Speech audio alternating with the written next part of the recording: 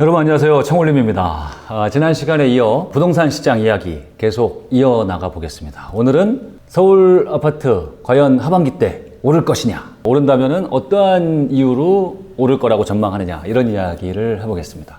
최근 분위기가 조금 약간 좀 재미있게 돌아가고 있긴 합니다만 아직도 시장은 하락입니다. 분위기는. 그리고 전체적인 지표도 하락을 가리키고 있고요. 그래서 아마 지금 시점에 올해 하반기에 서울 아파트가 오른다 라고 제가 이렇게 공개적으로 전망을 하면 여기저기에서 지금 돌이 많이 나올 것 같습니다. 뭐 충분히 예측이 되는데, 그럼에도 불구하고 제 개인적인 주장이고 그 다음에 뭐 근거가 없는 주장은 아니라고 판단을 하기 때문에 제가 왜 이런 생각을 하는지를 말씀을 드리겠습니다. 지금 대부분의 경우에서는 상승을 얘기하기가 어렵습니다. 왜냐하면 상식적으로 여러분도 아시다시피 지금 대외적인 경제 상황 매우 안 좋습니다. 지금 뭐 미국과 중국 간의 이런 무역 전쟁, 그 다음에 이 무역으로 먹고 사는 우리나라의 경제 상황이 너무 좋지 않고, 그 다음에 지난 한 4, 5년간 집값이 많이 올랐어요. 그쵸? 막 2배씩 다 올랐습니다. 2배씩 오른 상황에서 또 얼마나 더 오를 수 있겠느냐.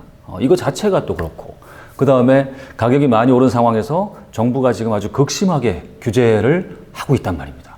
이렇게 세게 규제하는데, 세금이 이렇게 많은데, 대출 규제로 돈줄을 다 묶어놨는데, 이 상황에서 어떻게 가격이 오르겠느냐.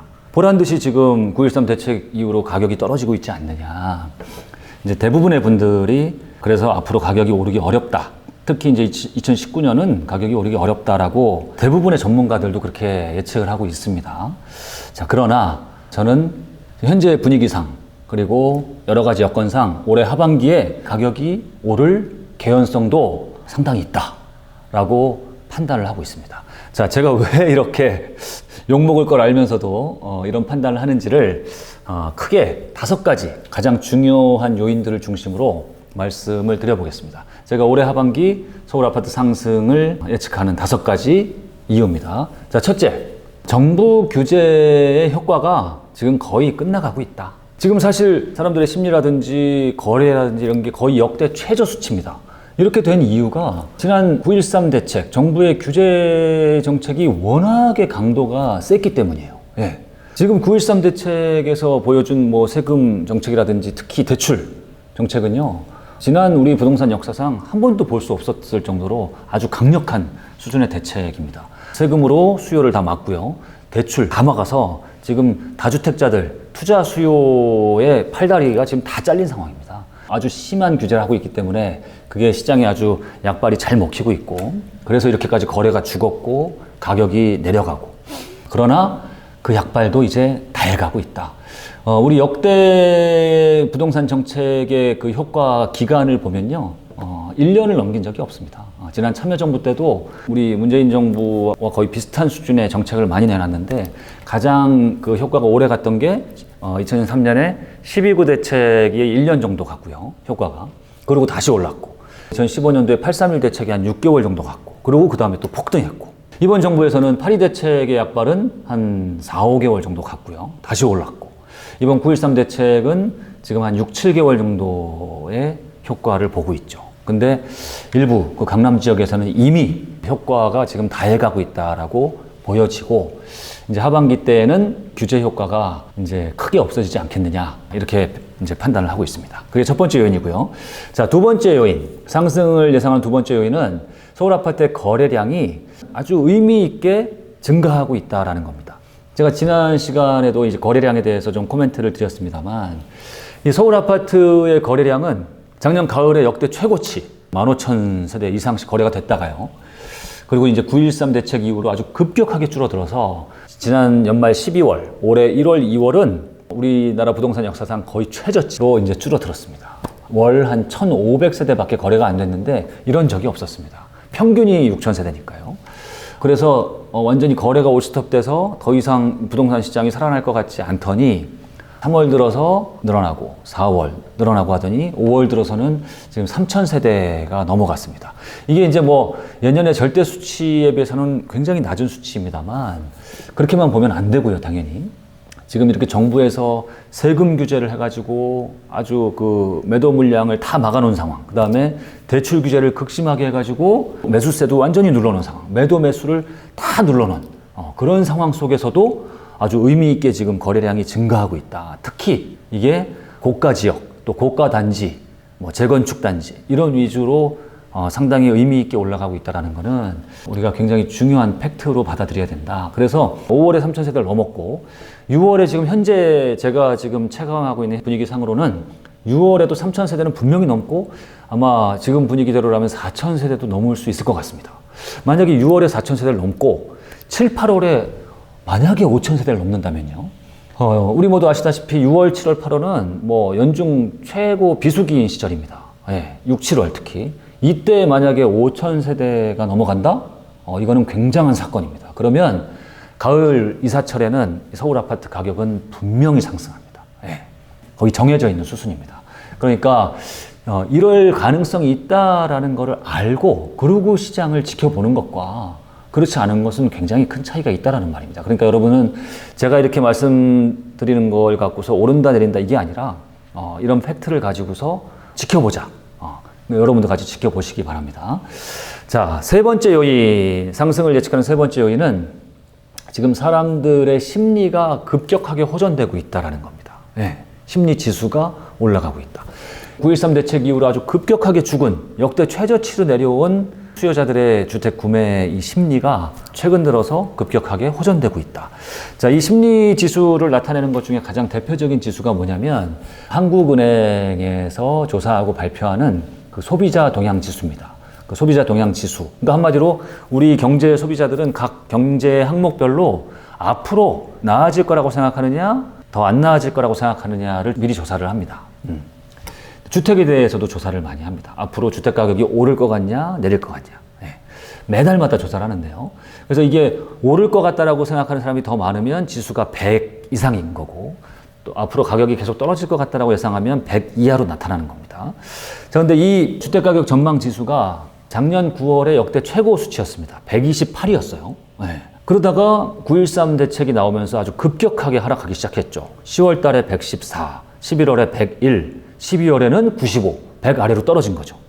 그리고 올해 1월에 91, 2월에 84 계속 낮아집니다. 그리고 3월 달에는 83을 찍어서 역대 최저치 수치가 기록이 됐습니다. 지난 3월 달에. 그러더니 4월에 87로 반등을 했고 5월 달에는 93으로 상당히 많은 폭이 지금 상승을 해서 지금 정도의 분위기대로라면 빠르면 6월 아니면 늦어도 7월이면 제가 예상하건대 한 100 수준을 회복하지 않을까. 주택가격이 앞으로 오를 것이다 라고 예측하는 사람들이 더 많아진다는 얘기입니다. 제가 하반기에 서울 아파트 가격 상승을 전망하는 네 번째 요인은 공급의 추이입니다. 공급의 추이가 상승을 가리키고 있다. 자, 제가 이렇게 말씀드리면 의아하신 분들도 있을 것 같습니다. 아니, 지금 서울 아파트 공급이 얼마나 많은데 공급 추이 때문에 상승을 예상하느냐. 일반적으로 공급, 주택 공급 얘기하면은 대부분의 사람들이 이 새 아파트 입주 물량만 생각하는 경우가 많습니다. 근데 당연히 입주 물량 생각을 해야 되고요. 가장 중요하고. 근데 이제 두 가지를 더 생각해야 됩니다. 두 번째는 뭐냐면 미분양을 판단해야 되고, 그냥 단순한 새 아파트 그 물량뿐만 아니라 기존 아파트들이 얼마나 이 매매 시장에 공급으로 나오느냐, 매도 물량으로 나오느냐, 이것도 공급이거든요. 매매 시장에서. 근데 요즘 시장은 이게 더 중요하다. 이 추이를 잘 살펴야 된다는 겁니다.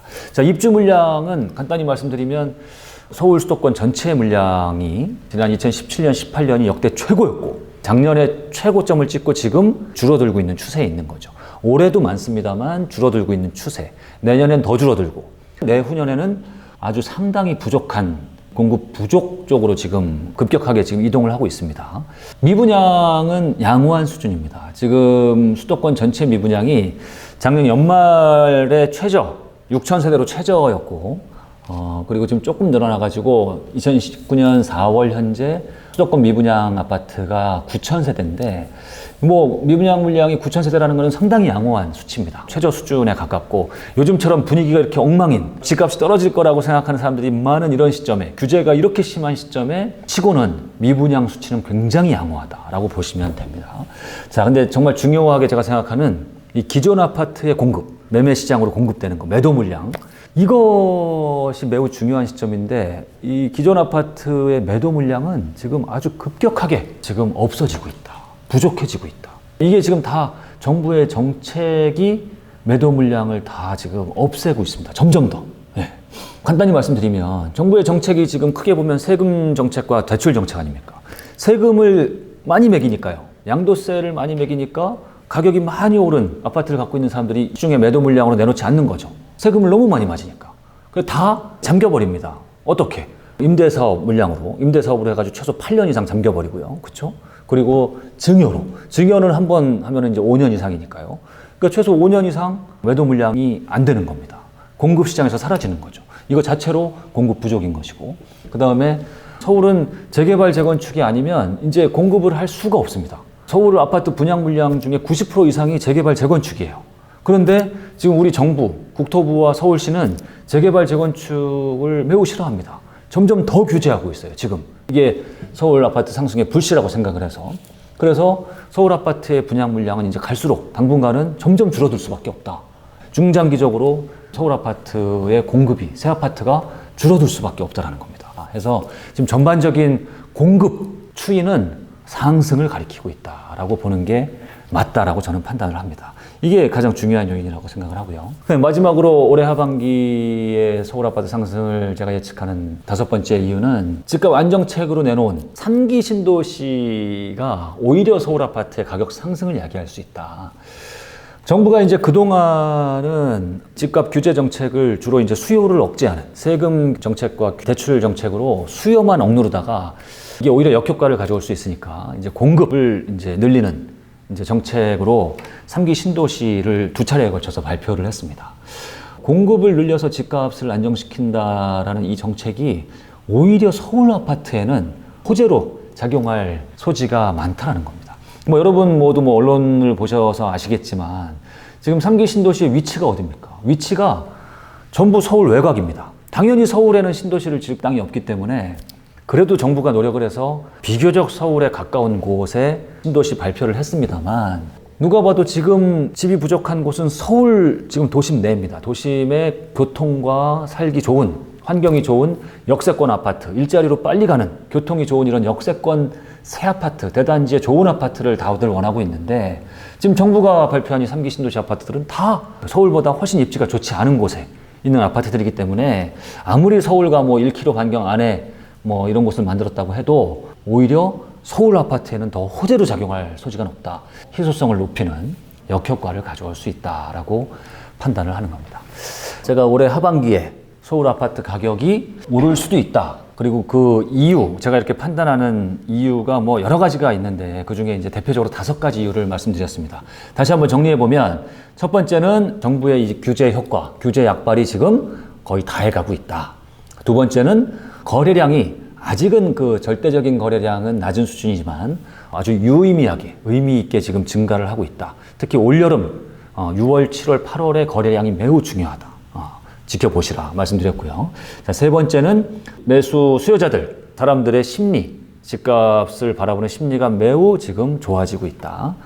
그 다음에 네 번째는 공급의 추이, 주택 공급의 추이가 지금 서울 아파트 가격 상승 쪽으로 지금 무게가 실리고 있다 말씀드렸고요. 마지막 5번째는 정부의 이 공급 정책, 이 3기 신도시 공급 정책이 오히려 서울 아파트의 희소성을 더 부각시킬 우려가 있다. 크게 이 5가지 요인으로 인해서 올해 하반기에 서울 아파트 가격이 오를 여지가 있다. 저는 이렇게 판단을 하고요. 저는 이렇게 지금 판단을 하고 있습니다만 이렇게 갈 수도 있고 가격이 또 계속 안 오르고 뜨뜻미지근하거나 오히려 하락하거나 그럴 여지도 얼마든지 있습니다. 네.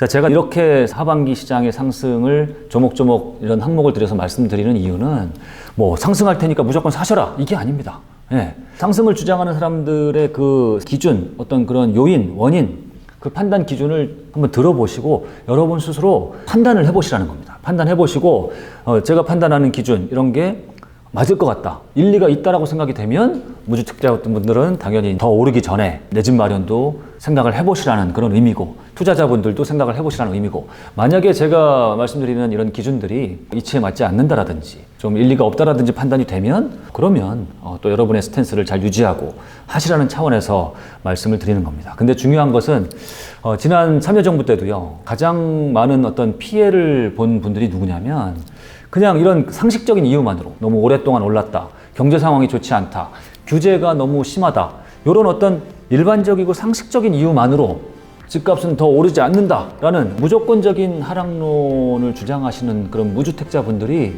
가장 많은 피해를 보신 분들이라는 겁니다. 과거 경험이 그걸 그대로 얘기해주고 있습니다. 그럼에도 불구하고 집값은 그 뒤에 굉장히 많이 폭등을 했었다는 말입니다. 그렇기 때문에 그런 과거 자료도 좀 살펴보시고, 올 하반기에도 그럴 소지는 없는지 한번 면밀히 살펴보시라는 차원에서 제가 말씀을 드렸습니다. 한번 살펴보시면서 여러분도 한번 하반기 집값 전망을 스스로 해보시기 바랍니다. 감사합니다.